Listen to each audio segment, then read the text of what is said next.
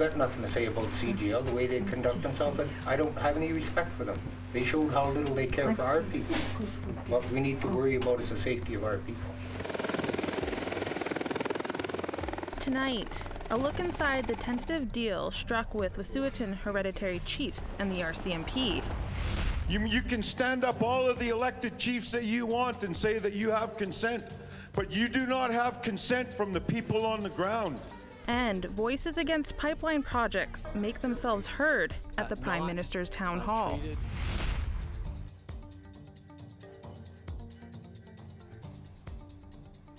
Good evening, I'm Brittany Hobson. We begin with more on a story that's gripped the country's attention all week, about a small group of people holding up a $40 billion pipeline project, who says the jobs and benefits that go along with it aren't worth the risk to their land and water. Here's Kathleen Martins with more. Wednesday was day 3 of an RCMP operation here in northwestern BC.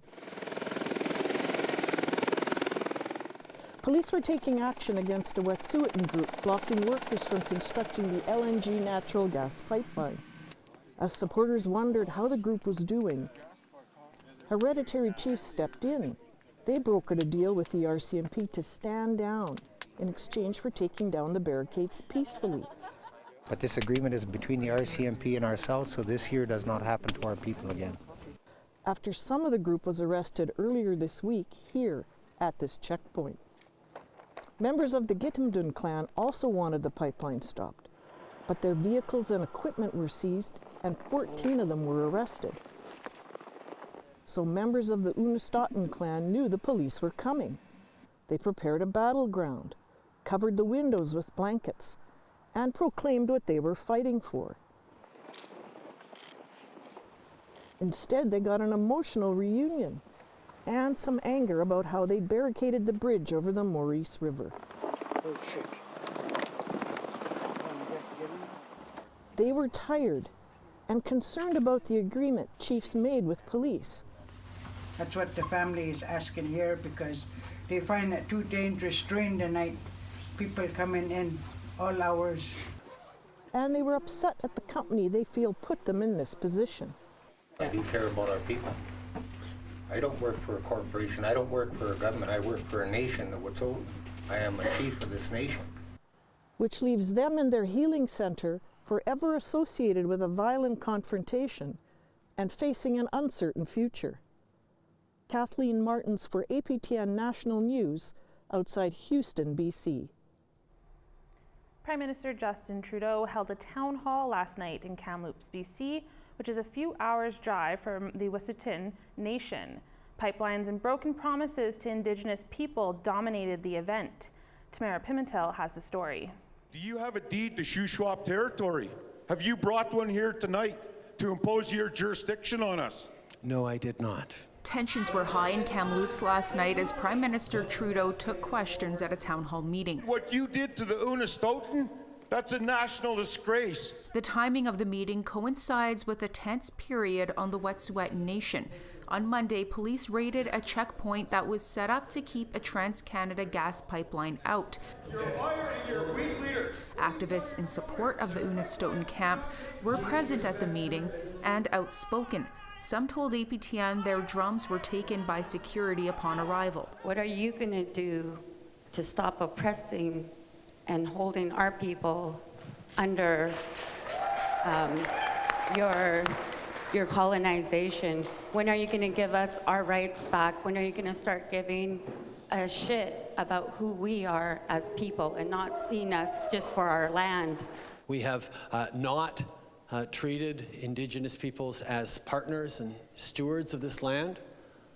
We have marginalized, behaved in paternalistic, colonialistic ways. We are making significant progress right now in self-governance, in new relationships, in support that is moving in the right direction. Many Indigenous people left the meeting early in anger, others adding that when it comes to pipelines, community consent doesn't come from elected chief and council. You do not have the consent of our Shuswap Nation Elders Council to put a pipeline through our territory.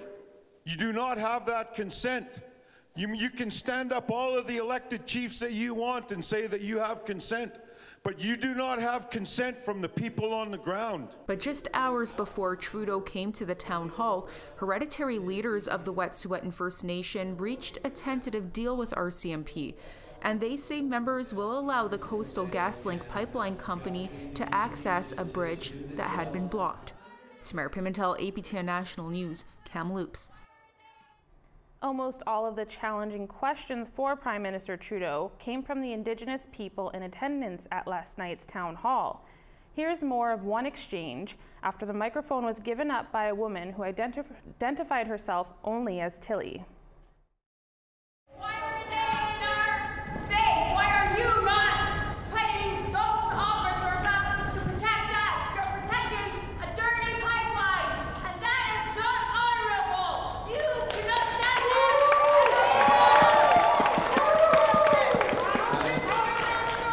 Okay. If I can answer, I understand the anger and the passion that you have around this issue of protecting your land. It's absolutely to be heard. I respect that and I understand that. I also know that there are a number of Indigenous leaders who have worked with and supported that pipeline project. Now the question is, it is not for the federal government to decide who speaks for you. That's not my job.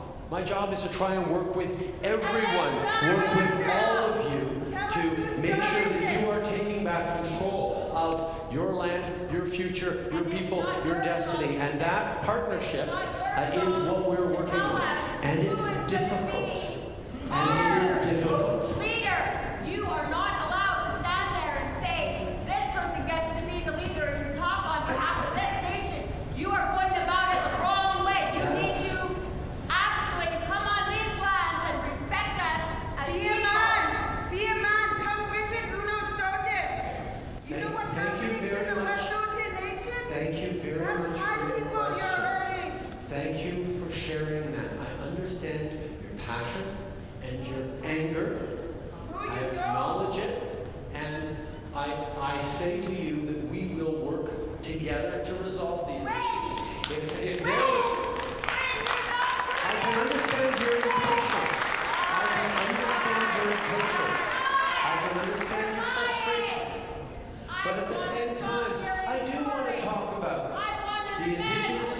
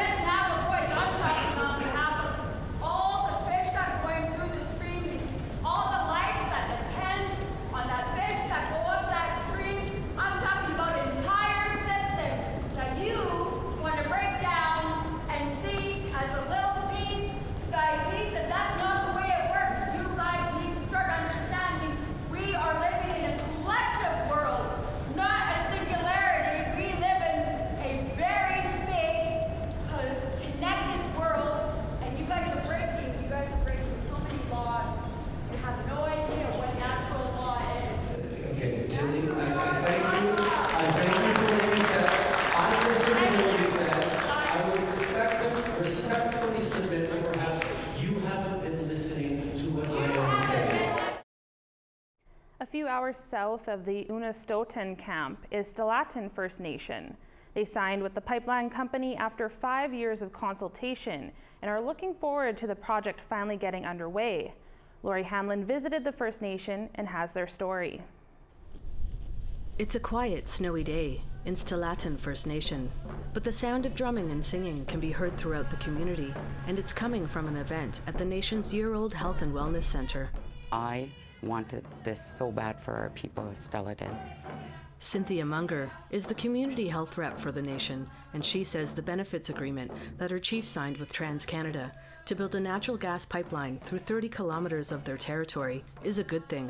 We as First Nations people have struggled for a long time, and I want our future to be bigger and brighter, even for our grandchildren, my grandchildren. I want things set in place for them so it would benefit them in the future. And this is an example. Exactly. A beautiful example. I am very proud of this building. I believe Stella Dan is very proud of this building, and every time we meet together here, it's always joy, and I want that to continue happening. Stellatum First Nation is a remote community in northern BC with 600 members. Only half actually live on the reserve.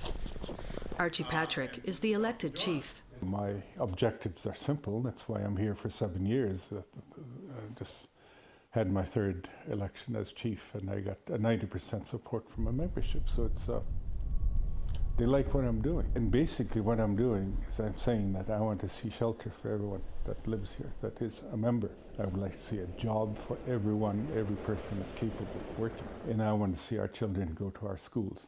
The chief didn't take signing with the pipeline company lightly. He spent 5 years in consultations and says money from the pipeline will be used wisely. Obviously, we're going to get money. We're going to use it the best we can. We'll invest it.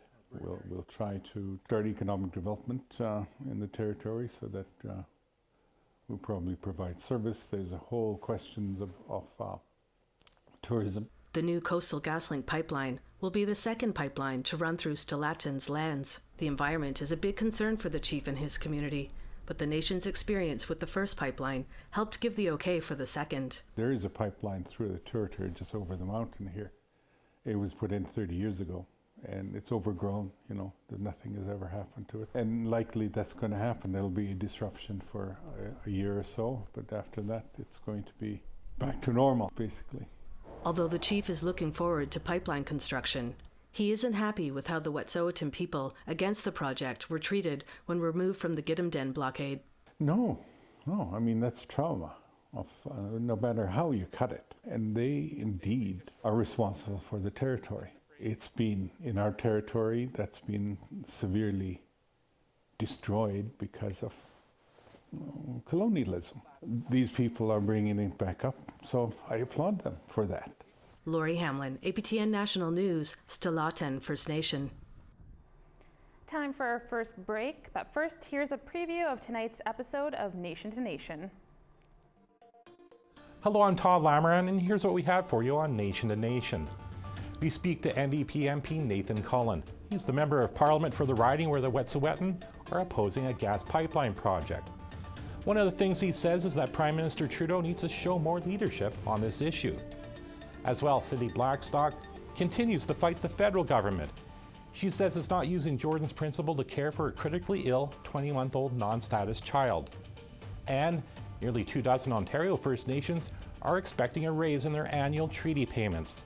This after a court victory just before the holidays. That's coming up right after the national news.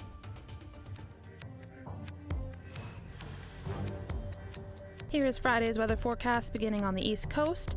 1 in St. John's, -2 and cloudy in Halifax, -4 in Nain, -3 in Happy Valley Goose Bay. In Quebec City, -14 and snow, -14 and cloud in Montreal. Sun and -5 in Toronto, -2 in Windsor. -10 and snow in Wawa, cloud and -4 in Thunder Bay. In northern Manitoba, -25 in Churchill, -19 in Norway House, -10 and cloud in Gimli, -12 in Brandon.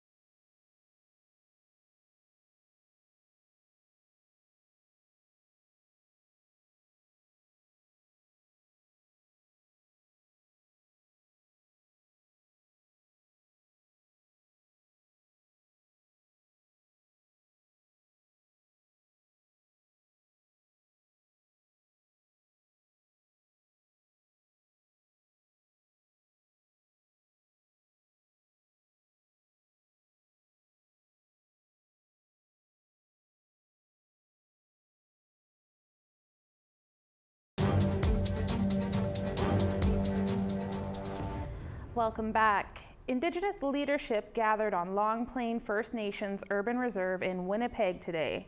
They released a report that challenges the view that First Nations in Manitoba are a burden on taxpayers. Ashley Branson brings us this. In 2016, Indigenous people added $9.3 billion in Manitoba's economy. That's according to a new report called Indigenous Contributions to the Manitoba Economy. Its data gives a clearer picture of the economic impact of Indigenous people in the province. The report is a collaboration between Southern Chiefs Organization, Manitoba, Kiiwetinoong, Ogimakinak, and the Rural Development Institute of Brandon University. Southern Chiefs Organization Grand Chief Jerry Daniels explains why it was important to implement this analysis. We want to bring clarity. You know, there's a lot of misconceptions and you know, people don't really have a good understanding of the reality that's really happening. And so this is an opportunity for us to state for the record that Indigenous peoples are creating huge impacts on the economy, and they're going to continue to do so with the growing trend of workforce and businesses going forward. The report says the Indigenous economy added $2.3 billion to the provincial gross domestic product. That represents 3.9% of Manitoba's GDP. That's more than manufacturing, accommodations and food services, mining, or oil and gas extraction. Manitoba, Kiiwetinoong, Ogimakinak Grand Chief Garrison Setti says this is a historical day and this is only the beginning. So now it is incumbent upon us to invest in training, in education, so the youth, the demographic of the youth is exploding.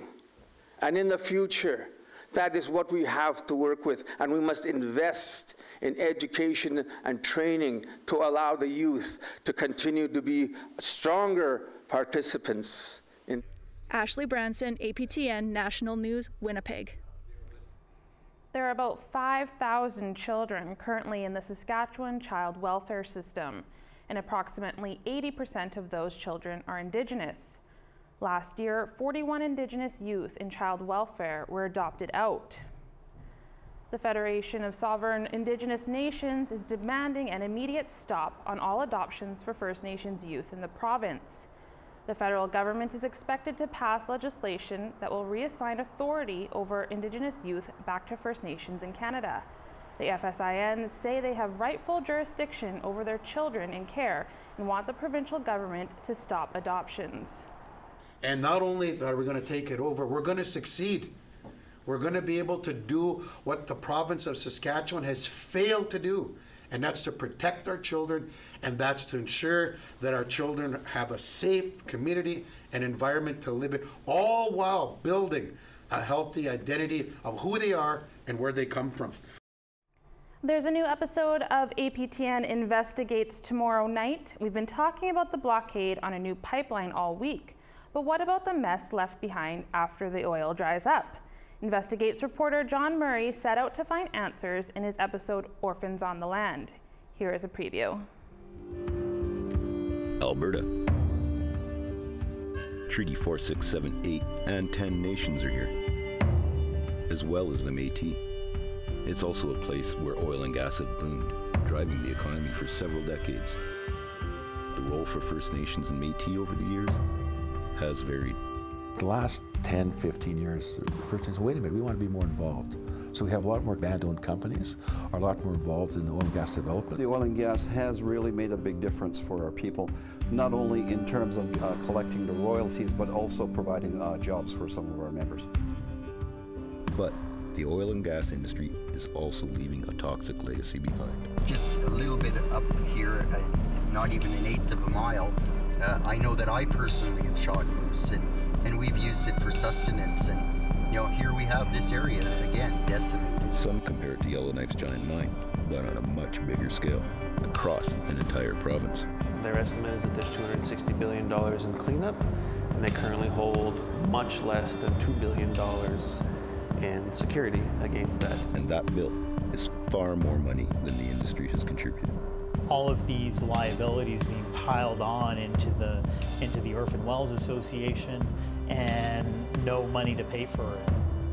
That tab doesn't even include fixes to aging infrastructure like pipelines that have a potential for disaster. Could it become a public burden? You better run. Regardless of who pays the bill, billions of dollars of work needs to be done. When the devil calls your name.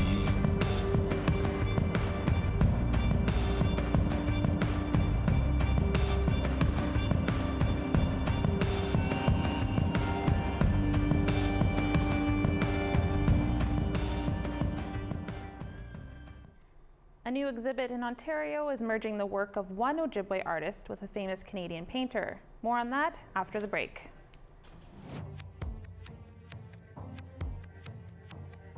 Here's the rest of Friday's weather forecast, picking back up in Alberta. -7 in Sun in Fort McMurray, -8 in Peace River, 0 degrees in Edmonton, +4 in Calgary.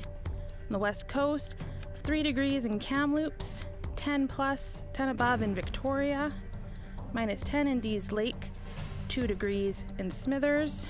In the Yukon, chilly -35 in Rock River, -34 in Dawson. Over to the NWT, -21 in Fort Simpson, sun in -22 in Fort Liard, -30 and sun in Colville Lake, -29 in Saxe Harbor. In Nunavut, -32 in Baker Lake, a chilly -33 in Cambridge Bay, -29 and sun in Clyde River.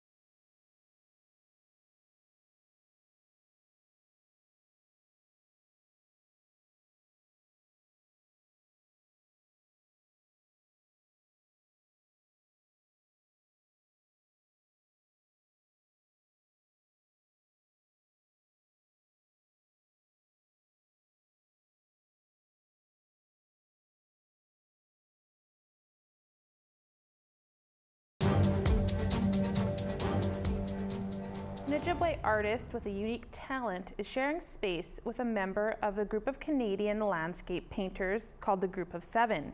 Here's Annette Francis with that story. There's a train track where we used to basically catch the train. So we used to catch the CN train and get off. And so my grandparents lived there. So it's sort of remembering those places. Michael Belmore's been creating things ever since he was a kid. My mom used to always just forced me to throw things out because I would collect things and make things out of styrofoam and tape, and I'd make like Star Wars spaceships and stuff like that. That natural talent led him to a career as a professional sculptor. Some of his work now sits alongside a group of 7 artists, AJ Casson. Curator Wasandoy Cross says it's an emergence of 2 viewpoints. It was to show like the different layers, I guess, that are behind these landscapes and these places. It's not just about the beauty.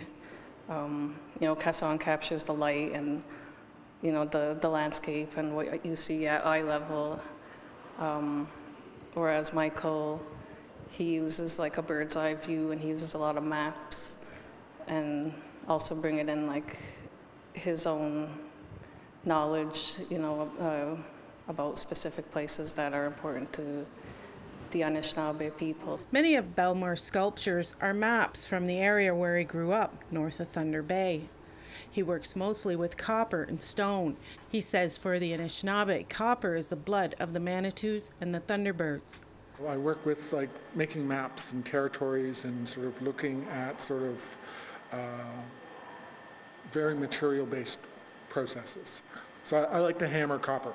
So all the work that's in the exhibition is actually made from sheets of copper, and I use a 4-pound sledgehammer, and basically what I do is I hammer watersheds. So I hammer sort of lakes and rivers, and I do it in basically a sandbox. So what happens is as I hammer the copper or hammer the lakes and the rivers, that sinks down, and what that does is actually pushes the land up. So it's actually this process called chasing and repoussé. Belmore's work will be on display at the Ottawa Art Gallery until mid-March, and at Francis APTN National News, Ottawa. And it is with great sadness we bid farewell to Ottawa reporter Annette Francis. Tomorrow is her last day. Annette started in the Ottawa Bureau in May 2007. She's covered many important stories and events, including the Canadian Human Rights Tribunal on child welfare and Idle No More. Chimigwech Annette, thank you for all your hard work. We wish you the best in your future endeavors. That's it for tonight. I'm Brittany Hobson. Stick around for Nation to Nation coming up next.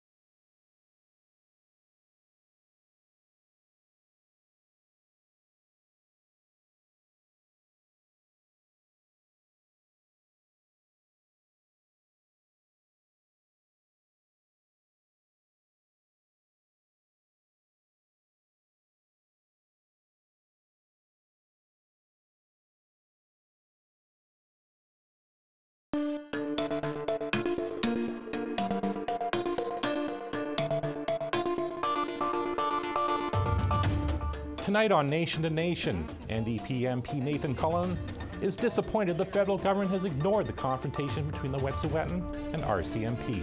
That's why the pain is so sharp when the Wet'suwet'en standing on their land are being forcibly removed and can't get the ear of the federal government.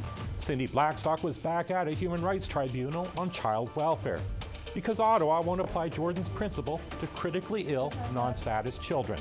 That's not good enough for me.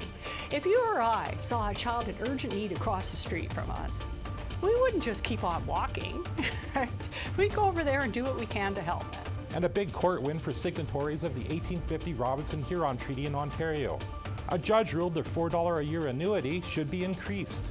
Because in the treaty it says that the annuity ought to be increased if the government gains more revenue in a territory. I'm Todd Lamoran, and welcome to Nation to Nation.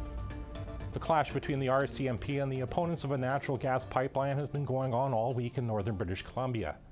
The area in question falls within the federal riding of Skeena-Bulkley Valley. It's represented by NDP MP Nathan Cullen. Prior to the RCMP enforcing the court injunction obtained by Coastal GasLinks, Cullen talked to all sides and issued a short statement on social media urging continued dialogue and a peaceful resolution. Joining me now from Smithers, BC is Nathan Cullen. Mr. Cullen, welcome to Nation to Nation. Thank you for having me on the show. So, Mr. Cullen, considering what's happened, are we past the point of a peaceful resolution? Oh, no, I think we always remain hopeful that